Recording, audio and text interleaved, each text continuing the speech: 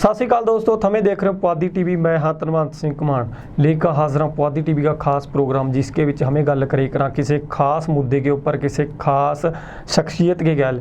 सो इसी तरह अज फिर गलबात करांगे किसाना के मुद्दे के ऊपर, क्योंकि किसानी संघर्ष है जिहड़ा उसके विच जिन्ना इस बारी भाइयों का योगदान रहा, किसाना का योगदान है, उसके गैल जिहड़ा बीबियां का योगदान आ वो भी उन्ना ही रहा। क्योंकि हुण तक ਜਿਹੜੇ किसान संघर्ष होंदे रहे हैं उन्होंने के किते ना किते बीबियां का जिहड़ा योगदान बहुत घट ना मात्र ही देखने को मिले करता। पर इस बारी जिहड़ा बीबियां का योगदान वो किसान संघर्ष के विच भैणां जिहड़ियां कि वो किसानां के अपने भाइयों के गैल मोढे नाल मोढा ला तुर रही। और किसान संघर्ष में जिस तरह बीबियां का जोश आ, जिस तरह इस बारी भाइयों का जोश आ, उस तरह बीबियां अपने पूरे जोश और होश हवास के नाल किसानी संघर्ष नूं जितण वास्ते एकमुठ होईयां पईयां और अपना जिहड़ा निश्चा करके दिल्ली के बार्डरां पर भी बैठियां।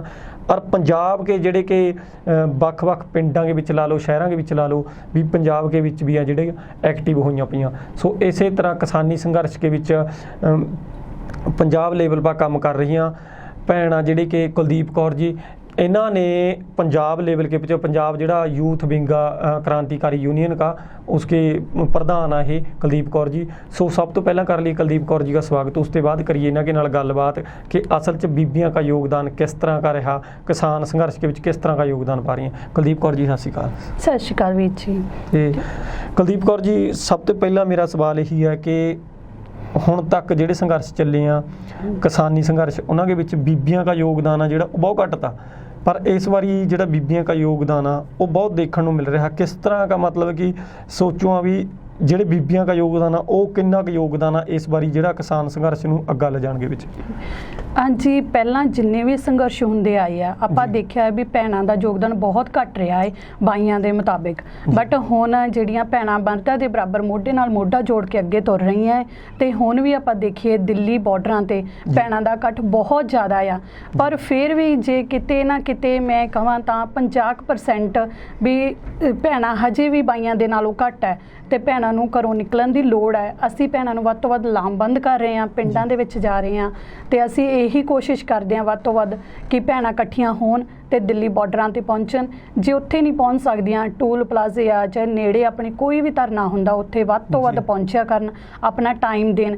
ਕਿਉਂਕਿ ਇਹ ਜਿਹੜਾ ਕਿਸਾਨੀ ਸੰਘਰਸ਼ ਆ ਇਕੱਲੇ ਆਪਣੇ ਬਾਈਆਂ ਦਾ ਨਹੀਂ ਆ, ਕਿਸਾਨਾਂ ਦਾ ਨਹੀਂ ਆ, ਸਾਰਿਆਂ ਧਰਮਾਂ ਦਾ, ਸਾਰੇ ਲੋਕਾਂ ਦਾ ਆ, ਤਾਂ ਕਿ ਆਪਾਂ ਇਕੱਠੇ ਹੋ ਕੇ ਲੜ ਸਕੀਏ, ਆਪਣੀ ਹੋਂਦ ਨੂੰ ਬਚਾ ਸਕੀਏ। ਇਹ ਸਾਡੀ ਹੋਂਦ ਦਾ ਮਸਲਾ ਹੈ ਤੇ ਸਾਡੀ ਰੋਟੀ ਦਾ ਮਸਲਾ ਹੈ ਜੀ।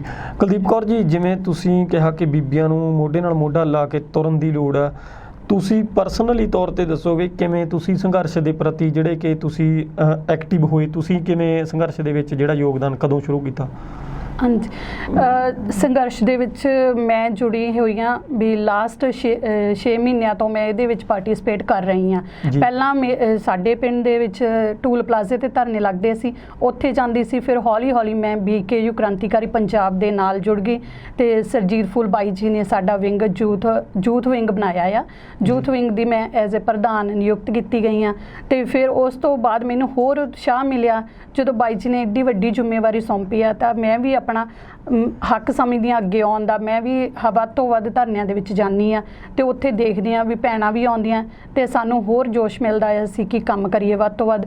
ਸਾਨੂੰ ਸੰਯੁਕਤ ਮੋਰਚੇ ਦੀ ਜਿਵੇਂ ਕਾਲ ਹੁੰਦੀ ਆ ਅਸੀਂ ਭੈਣਾਂ ਇਕੱਠੀਆਂ ਹੋ ਕੇ ਜਾਂਦੀਆਂ ਤੇ ਜੇ ਬਾਈ ਦਿੱਲੀ ਹੁੰਦੇ ਆ ਤਾਂ ਅਸੀਂ ਉਹਨਾਂ ਦਾ ਮਗਰ ਕੰਮ ਸਾਂਭਦੀਆਂ। ਅਸੀਂ ਕਹਿੰਦੀਆਂ ਵੀ ਤੁਸੀਂ ਉੱਥੇ ਪਹੁੰਚੋ ਤਾਂ ਕਿ ਅਸੀਂ ਪਿੱਛੇ ਆਪਣਾ ਕੰਮ ਖੁਦ ਦੇਖਾਂਗਾ ਤੇ ਉਹਨਾਂ ਨੂੰ ਕੋਈ ਲੋੜ ਨਹੀਂ ਪੈਂਦੀ ਪਿੱਛੇ ਝਾਕਣ ਦੀ। ਅਸੀਂ ਹੁਣ ਵੀ ਪਿੰਡਾਂ ਦੇ ਵਿੱਚ ਜਾ ਕੇ ਵੱਖ-ਵੱਖ ਥਾਵਾਂ ਤੇ ਇਕਾਈਆਂ ਬਣਾ ਚੁੱਕੇ ਹਾਂ ਤੇ ਬਣਾ ਰਹੇ ਹਾਂ। ਤੇ ਹੁਣ ਨੇੜੇ ਹੀ ਆਪਣੀ ਕਰਹਾਲੀ ਸਾਹਿਬ ਇੱਥੇ ਵੀ ਭੈਣਾਂ ਦੀ ਇਕਾਈ ਬਣਾ ਚੁੱਕੇ ਹਾਂ ਤੇ ਵੀ ਹੋਰ ਸਾਡੀ ਕੋਸ਼ਿਸ਼ ਆ ਵੱਧ ਤੋਂ ਵੱਧ ਭੈਣਾਂ ਨੂੰ ਨਾਲ ਜੋੜਿਆ ਜਾਵੇ ਜੀ।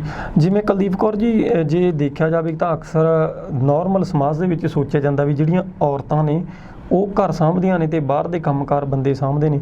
ਕੀ ਤੁਹਾਨੂੰ ਹੁਣ ਜਦੋਂ ਸੰਘਰਸ਼ ਦੇ ਵਿੱਚ ਜੁੜ ਗਏ ਤੇ ਕਿਹੋ ਜਿਹਾ ਐਕਸਪੀਰੀਅੰਸ ਰਿਹਾ ਵੀ ਘਰ ਦੇ ਕੰਮ ਨੇ ਜਿਹੜੇ ਉਹ ਡਿਸਟਰਬ ਨਹੀਂ ਹੋਏ? ਘਰ ਦੇ ਕੰਮ ਫਿਰ ਕੌਣ ਸਾਂਭਦਾ ਜੀ? ਵੀਰ ਜੀ ਇਹ ਤੁਹਾਡਾ ਬਹੁਤ ਵਧੀਆ ਕੁਐਸਚਨ ਆ ਵੀ ਮਤਲਬ ਜਦੋਂ ਵੀ ਅਸੀਂ ਘਰੋਂ ਨਿਕਲਦੇ ਹਾਂ ਅਸੀਂ ਪਹਿਲਾਂ ਆਪਣਾ ਇੱਕ ਟਾਰਗੇਟ ਮਿੱਥ ਲੈਂਦੇ ਹਾਂ ਵੀ ਅਸੀਂ ਇਹ ਕੰਮ ਕਰਨਾ ਹੈ ਤੇ ਕਰਨਾ ਹੈ। ਉਹ ਅਸੀਂ ਆਪਣੇ ਘਰ ਦੇ ਕੰਮਾਂ ਚਾਹੇ ਪੈਂਡਿੰਗ ਕਰੀਏ ਚਾਹੇ ਅਸੀਂ ਉਹਨਾਂ ਨੂੰ ਪਹਿਲਾਂ ਕਰੀਏ, ਉਹ ਸਾਡਾ ਮਸਲਾ ਹੁੰਦਾ ਹੈ। ਜੇ ਆਪਾਂ ਸੋਚੀਏ ਵੀ ਅਸੀਂ ਜੇ ਵਿਆਹ ਤੇ ਵੀ ਜਾਣਾ ਹੁੰਦਾ ਹੈ ਤਾਂ ਭੈਣਾਂ ਪਹਿਲਾਂ ਤਿਆਰੀ ਖਿੱਚ ਲੈਂਦੀਆਂ, 2 ਦਿਨ ਪਹਿਲਾਂ ਅਸੀਂ ਤਿਆਰੀ ਖਿੱਚ ਕੇ ਰੱਖਦੀਆਂ ਵੀ ਅਸੀਂ ਵਿਆਹ ਤੇ ਜਾਣਾ, ਵੀ ਸਾਡੇ ਘਰ ਦੇ ਕੰਮ ਇਹ ਅਸੀਂ ਆਈ ਨਿਬੇੜਨੇ ਆ।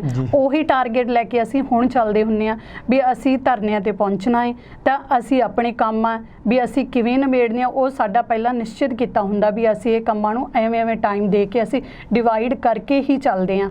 ਨਾ ਤਾਂ ਸਾਡਾ ਘਰ ਡਿਸਟਰਬ ਹੁੰਦਾ ਹੈ ਤੇ ਨਾ ਹੀ ਸਾਡੇ ਧਰਨੇ ਰਹਿੰਦੇ ਆ ਤੇ ਅਸੀਂ ਭਲਾ 2 ਘੰਟੇ ਧਰਨੇ ਦੇ ਵਿੱਚ ਲੇਟ ਪਹੁੰਚੀਏ ਪਰ ਅਸੀਂ ਜਾਣੇ ਜ਼ਰੂਰ ਹੈ।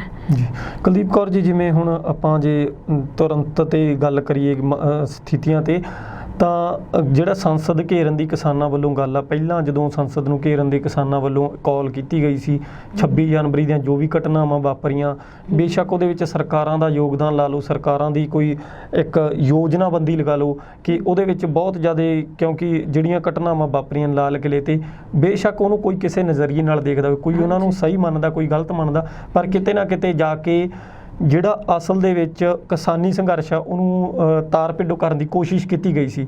ਸੇ ਉਹੀ ਸਮਾਂ ਹੁਣ ਦੁਬਾਰੇ ਜਿਹੜਾ ਵਾਪਰ ਰਿਹਾ ਹੈ ਕਿ ਸੰਸਦ ਨੂੰ ਘੇਰਨ ਦੀ ਜਿਹੜੀ ਕਿ ਦੁਬਾਰੇ ਮੁਹਿੰਮ ਚਲਾਈ ਗਈ ਹੈ ਕਿਸਾਨਾਂ ਵੱਲੋਂ, ਤੇ ਇੱਕ ਵਾਰ ਪਹਿਲਾਂ ਭਾਈਆਂ ਦਾ ਯੋਗਦਾਨ ਸੀ ਤੇ ਜਿਹੜਾ ਅੱਜ ਆ ਉਹ ਸੰਸਦ ਨੂੰ ਬੀਬੀਆਂ ਵੱਲੋਂ ਵੀ ਮਤਲਬ ਕਿ ਉੱਥੇ ਜਾ ਕੇ ਸੰਸਦ ਲਗਾਇਆ ਗਿਆ। ਇਹਦੇ ਬਾਰੇ ਕੀ ਕਹਿਣਾ ਚਾਹੋਗੇ? ਹਾਂਜੀ, ਵੀ ਇਹ ਜਿਹੜਾ ਅੱਜ ਭੈਣਾਂ ਉੱਥੇ ਪਹੁੰਚ ਚੁੱਕੀਆਂ ਹੈ, 100 ਪੰਜਾਬ ਤੋਂ ਭੈਣਾਂ ਜਾ ਰਹੀਆਂ ਤੇ 100 ਜਿਹੜੀਆਂ ਹੋਰ ਸਟੇਟਾਂ ਤੋਂ ਭੈਣਾਂ ਉੱਥੇ ਸੰਸਦ ਲਗਾ ਰਹੀਆਂ। ਤੇ ਸਭ ਤੋਂ ਵੱਡੀ ਗੱਲ ਹੈ ਕਿ ਸਾਡੀ ਜਿਹੜੀ ਸੋਨੀਆ ਮਾਨ ਭੈਣ ਕੱਲ ਪਹੁੰਚ ਚੁੱਕੀ ਆ ਸੰਸਦ ਦੇ ਵਿੱਚ, ਉਹਨਾਂ ਨੇ ਬਹੁਤ ਸੋਹਣਾ ਸਰਕਾਰ ਨਾਲ ਡੀਲ ਕੀਤਾ, ਅੱਗੇ ਆਪਣੇ ਕੁਐਸਚਨ ਰੱਖੇ ਆ ਤੇ ਅੱਜ ਵੀ ਭੈਣਾਂ ਜਿਹੜੀਆਂ ਉੱਥੇ ਪਹੁੰਚ ਕੇ ਕੁਐਸਚਨ ਪੁੱਟ ਕਰਨਗੀਆਂ ਤੇ ਆਪਣੀ ਜਿਹੜੇ ਵੀ ਉਹ ਮਸਲੇ ਅਸੀਂ 3 ਕਾਨੂੰਨ ਰੱਦ ਕਰਵਾਉਣ ਲਈ ਅੱਗੇ ਲੈ ਕੇ ਤੁਰੇ ਆ ਤੇ ਉਹ ਅੱਗੇ ਕੰਪਲੀਟ ਕਰਨਗੀਆਂ। ਤੇ ਸਾਨੂੰ ਇਹੀ ਹੈ ਵੀ ਅਸੀਂ ਪਹਿਲਾਂ ਡਰਦੇ ਹੁੰਦੇ ਸੀ ਵੀ 26 ਜਨਵਰੀ ਦੀਆਂ ਘਟਨਾਵਾਂ ਹੋਈਆਂ ਕਿਤੇ ਐਂ ਨਾ ਹੋ ਜੇ, ਪਰ ਹੁਣ ਅਸੀਂ ਪੂਰੇ ਵੀ ਆਪਣੇ ਆਇਡੈਂਟੀ ਕਾਰਡ ਆ ਬਣਾ ਕੇ ਲੈ ਕੇ ਜਾ ਰਹੇ ਹਾਂ, ਸਾਡੀਆਂ ਪ੍ਰੋਪਰ ਫਾਈਲਾਂ ਬਣੀਆਂ ਹੋਈਆਂ ਤਾਂ ਕਿ ਉੱਥੇ ਸਾਨੂੰ ਕੋਈ ਮੁਸ਼ਕਿਲ ਨਾ ਆਵੇ। ਅਸੀਂ ਸਾਡੀ ਐਂਟਰੀ ਕਾਰਡ ਵੇਖ ਕੇ ਕੀਤੀ ਜਾਂਦੀ ਹੈ, ਇਸ ਲਈ ਸਾਡੇ 200 ਤੋਂ ਵੱਧ ਵੀ ਐਂਟਰ ਨਹੀਂ ਹੋਣ ਦਿੱਤਾ ਜਾਂਦਾ। 200 ਭੈਣਾਂ ਅੱਜ ਪਹੁੰਚ ਚੁੱਕੀਆਂ ਹੈ ਸੰਸਦ ਦੇ ਵਿੱਚ। ਹੁਣ ਇਕੱਲਾ ਬਾਈਆਂ ਦਾ ਮਸਲਾ ਨਹੀਂ ਹੈ, ਹੁਣ ਭੈਣਾਂ ਨੂੰ ਵੀ ਐਂਟਰ ਕੀਤਾ ਜਾ ਰਿਹਾ ਹੈ, ਹੌਲੀ ਹੌਲੀ ਭੈਣਾਂ ਅੱਗੇ ਆ ਰਹੀਆਂ। ਕੀ ਲੱਗਦਾ ਕਿ ਜਦੋਂ ਔਰਤਾਂ ਉੱਥੇ ਜਾ ਕੇ ਸਵਾਲ ਉਠਾਉਣਗੀਆਂ, ਔਰਤਾਂ ਉੱਥੇ ਜਾ ਕੇ ਉਹਨਾਂ ਨੂੰ ਕੁਐਸਚਨ ਕਰਨਗੀਆਂ, ਤਾਂ ਇਹਦੇ ਨਾਲ ਜਿਹੜੀ ਸਾਡੀ ਸਰਕਾਰ ਹੈ ਸਮੇਂ ਦੀ, ਮੋਦੀ ਸਰਕਾਰ ਲਗਾ ਲਓ, ਬੀਜੇਪੀ ਦੀ ਸਰਕਾਰ, ਉਹਦੇ ਤੇ ਕੋਈ ਅਸਰ ਹੋਊਗਾ? ਹਾਂਜੀ, ਜ਼ਰੂਰ ਅਸਰ ਹੋਵੇਗਾ। ਆਪਾਂ ਇਹ ਨਹੀਂ ਕਹਿੰਦੇ ਵੀ ਸਰਕਾਰ ਤੇ ਅਸਰ ਨਹੀਂ ਹੋਵੇਗਾ, ਸਰਕਾਰ ਗੂੰਗੀ ਬੋਲੀ ਬਣ ਕੇ ਬੈਠ ਜ਼ਰੂਰ ਸਕਦੀ ਹੈ ਪਰ ਉਹ ਅੰਦਰੋਂ ਹਿੱਲ ਚੁੱਕੀ ਹੈ। ਜੇ ਕਹੀਏ ਵੀ ਪਹਿਲਾਂ ਵੀ ਇੰਨੇ ਮਸਲਿਆਂ ਤੇ ਜਦੋਂ ਟਾਕ ਟੇਬਲ ਹੋਈ ਸੀ ਤਾਂ ਪਿਊਸ਼ ਗੋਇਲ ਵਰਗੇ ਨੇ ਆਪਣੇ ਬਿਆਨ ਦਿੱਤੇ ਸੀਗੇ ਤੇ ਪਰ ਉਹਨਾਂ ਨੂੰ ਵੀ ਇੱਕ ਟਾਈਮ ਉੱਠ ਕੇ ਜਾਣਾ ਪੈ ਗਿਆ ਸੀਗਾ ਮੀਟਿੰਗਾਂ 'ਚੋਂ, ਤੇ ਉਹੀ ਮਸਲਾ ਹੁਣ ਹੈ। ਹੁਣ ਜੇ ਸੰਸਦ 'ਚ ਬਾਹਰ ਭੈਣਾਂ ਬਹਿ ਕੇ ਆਪਣੀ ਸੰਸਦ ਲਗਾ ਰਹੀਆਂ ਤਾਂ ਉਹ ਕੋਈ ਨਾ ਕੋਈ ਕੁਐਸਚਨ ਤਾਂ ਜ਼ਰੂਰ ਤਿਆਰ ਕੀਤੇ ਹੋਏ ਆ ਨਾ, ਤੇ ਉਹ ਸਰਕਾਰ ਨੂੰ ਐਵੇਂ ਤਾਂ ਘੇਰਨ ਨਹੀਂ ਜਾ ਰਹੀਆਂ। ਜੇ ਅਸੀਂ ਆਪਣੇ ਮਸਲੇ ਉਹਨਾਂ ਸਾਹਮਣੇ ਅੱਗੇ ਰੱਖ ਸਕਦੇ ਹਾਂ ਤਾਂ ਹੀ ਅਸੀਂ ਅੱਗੇ ਪਹੁੰਚ ਰਹੇ ਹਨ। ਇਹ ਹੁਣ ਭੈਣਾਂ ਵੀ ਪੂਰੀ ਜਾਗਰੂਕਤਾ ਨਾਲ ਉੱਥੇ ਪਹੁੰਚ ਚੁੱਕੀਆਂ ਹੈ, ਉਹਨਾਂ ਨੂੰ ਪਤਾ ਹੈ ਵੀ ਅਸੀਂ ਕਾਹਦੀ ਖਾਤਰ ਇੱਥੇ ਬੈਠੇ ਹਾਂ, ਅਸੀਂ ਕੋਈ ਵੋਟਾਂ ਦੇ ਮਸਲੇ 'ਚ ਨਹੀਂ ਬੈਠੇ, ਸਾਡਾ ਰੋਟੀ ਦਾ ਮਸਲਾ ਹੈ, ਸਾਡੀ ਹੋਂਦ ਦਾ ਮਸਲਾ ਹੈ, ਅਸੀਂ ਉਹਨਾਂ ਨੂੰ ਲੈ ਕੇ ਆਪਣੇ ਘਰ ਛੱਡ ਕੇ ਬੈਠੇ ਹਾਂ। ਤੇ ਮੈਂ ਤਾਂ ਭੈਣਾਂ ਨੂੰ ਹੋਰ ਕਹਾਂਗੀ ਵੀ ਤੁਸੀਂ ਵੱਧ ਤੋਂ ਵੱਧ ਆਓ ਤੇ ਆਪਣਾ ਦਿੱਲੀ ਪਹੁੰਚੋ, ਵੀ ਜੇ ਸੰਸਦ 'ਚ ਜਾ ਸਕਦੇ ਆ ਤਾਂ ਬਹੁਤ ਵਧੀਆ ਗੱਲ ਹੈ, ਨਹੀਂ ਆਪਣੇ ਦਿੱਲੀ ਦੇ ਧਰਨੇ ਨੂੰ ਮਜ਼ਬੂਤ ਕਰੋ। ਜੀ, ਤੇ ਕੁਲਦੀਪ ਕੌਰ ਜੀ, ਜਿਵੇਂ ਹੁਣ ਤੁਸੀਂ ਦੱਸਿਆ ਵੀ ਉੱਥੇ ਸੰਸਦ ਦੇ ਵਿੱਚ ਕੁਐਸਚਨ ਚੁੱਕਦੀਆਂ ਨੇ ਭੈਣਾਂ, ਸਵਾਲ ਉਠਾਉਂਦੀਆਂ ਨੇ ਤੇ ਸਰਕਾਰ ਦੇ ਕਿਤੇ ਨਾ ਕਿਤੇ ਅਸਰ ਵੀ ਹੁੰਦਾ, ਤੇ ਇਹਦੇ ਸੰਬੰਧ 'ਚ ਜੇ ਦੇਖਿਆ ਜਾਵੇ ਆਪਾਂ ਪਿੰਡਾਂ 'ਚ ਹੁਣ ਜਿਹੜੇ ਲਾ ਲਓ ਵੀ ਆਉਂਦੇ ਨੇ ਲੀਡਰ ਆਉਂਦੇ ਨੇ, ਉਹਨਾਂ ਦਾ ਵੀ ਘਰਾਓ ਕਿਤੇ ਨਾ ਕਿਤੇ ਜਿਹੜੇ ਕਿ ਪਿੰਡਾਂ ਦੇ ਕਿਸਾਨਾਂ ਵੱਲੋਂ ਕੀਤਾ ਜਾਂਦਾ।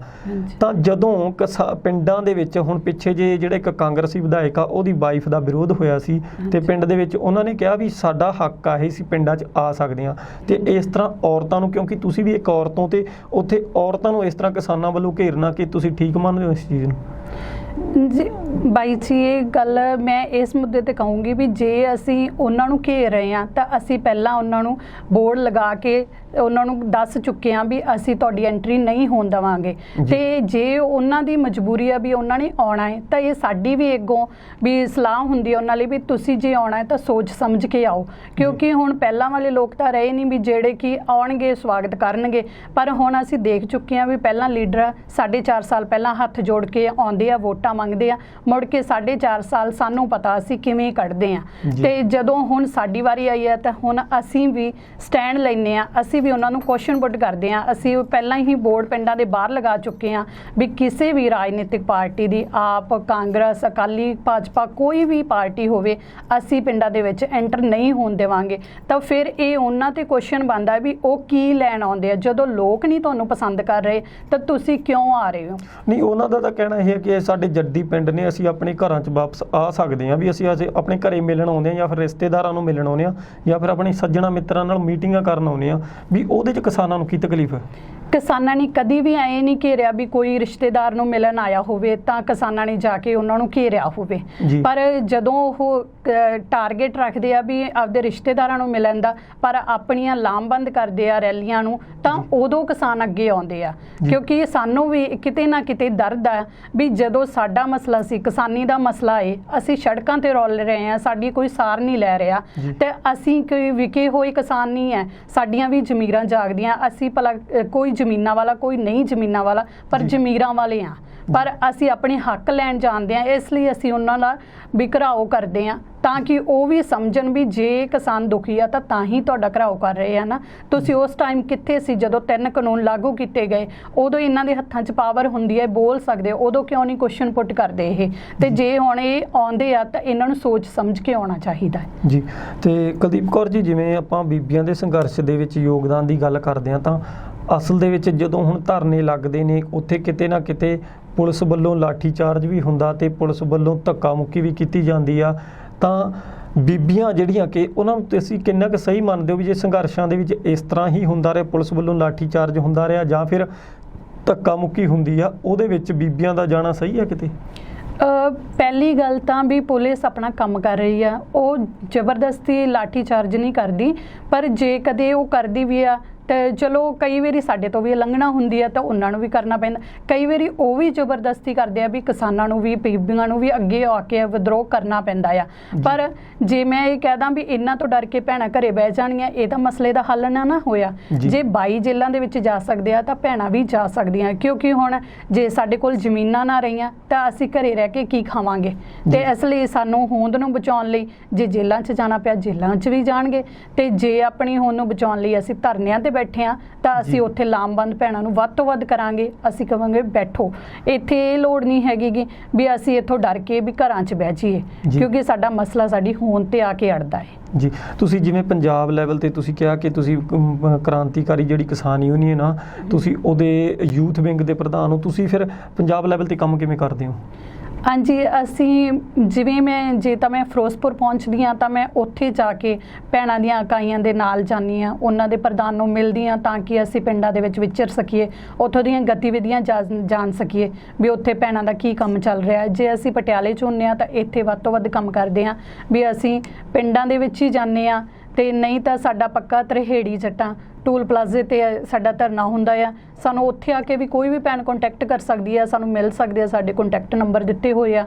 ਅਸੀਂ ਜਿੱਥੇ ਵੀ ਸਾਡੀ ਕੋਸ਼ਿਸ਼ ਹੁੰਦੀ ਹੈ, ਸਾਨੂੰ ਕੋਈ ਬੁਲਾਉਂਦਾ ਹੈ ਜਾਂ ਸਾਨੂੰ ਪਤਾ ਲੱਗਦਾ ਹੈ ਵੀ ਸਾਨੂੰ ਇਸ ਪਿੰਡ ਜਾਣਾ ਚਾਹੀਦਾ ਹੈ ਤਾਂ ਅਸੀਂ ਉੱਥੇ ਪਹੁੰਚਦੇ ਹਾਂ। ਅਸੀਂ ਵੱਧ ਤੋਂ ਵੱਧ ਸਾਡੀ ਕੋਸ਼ਿਸ਼ ਆ ਵੀ ਭੈਣਾਂ ਨੂੰ ਇਕੱਠੀਆਂ ਕਰੋ ਤੇ ਉਹਨਾਂ ਨੂੰ ਲਾਮਬੰਦ ਕਰੋ, ਉਹਨਾਂ ਨੂੰ ਸਮਝਾਓ ਵੀ ਸਾਡੇ ਲਈ ਚੰਗਾ ਹੈ ਤੇ ਕੀ ਮਾੜਾ ਹੈ, ਤੇ ਅਸੀਂ ਤਾਂ ਕਿ ਆਪਣੇ ਮੋਰਚੇ ਨੂੰ ਹੋਰ ਸਫਲ ਕਰੀਏ ਤੇ ਮਜ਼ਬੂਤ ਰੱਖੀਏ। ਜੀ ਕੁਲਦੀਪ ਕੌਰ ਜੀ, ਜਿਵੇਂ ਆਪਾਂ ਦੇਖਦੇ ਹਾਂ ਕਿ ਸੰਘਰਸ਼ ਦੇ ਵਿੱਚ ਪਿੱਛੇ ਜੇ ਕਾਫੀ ਜ਼ਿਆਦਾ ਆਵਾਜ਼ ਜਾਂ ਫਿਰ ਬੀਜੇਪੀ ਵੱਲੋਂ ਬਦਨਾਮ ਕਰਨ ਦੀ ਕੋਸ਼ਿਸ਼ ਕੀਤੀ ਵੀ ਜਿਹੜੀਆਂ ਔਰਤਾਂ ਨੇ ਉਹ ਸੰਘਰਸ਼ਾਂ ਦੇ ਵਿੱਚ ਜਾਂ ਦਿੱਲੀ ਬੈਠੀਆਂ ਨੇ ਵੀ ਉਹਨਾਂ ਦੇ ਨਾਲ ਉੱਥੇ ਬਦਤਮੀਜ਼ੀ ਕੀਤੀ ਜਾਂਦੀ ਹੈ ਜਾਂ ਫਿਰ ਉਹਨਾਂ ਨੂੰ ਮੰਦੀ ਸ਼ਬਦਾਵਲੀ ਬੋਲੀ ਜਾਂਦੀ, ਵੀ ਇਸ ਤਰ੍ਹਾਂ ਦੀਆਂ ਜਿਹੜੇ ਇਲਜ਼ਾਮ ਨੇ ਕਿਸਾਨ ਅੰਦੋਲਨ ਤੇ ਲੱਗਦੇ ਰਹੇ ਨੇ।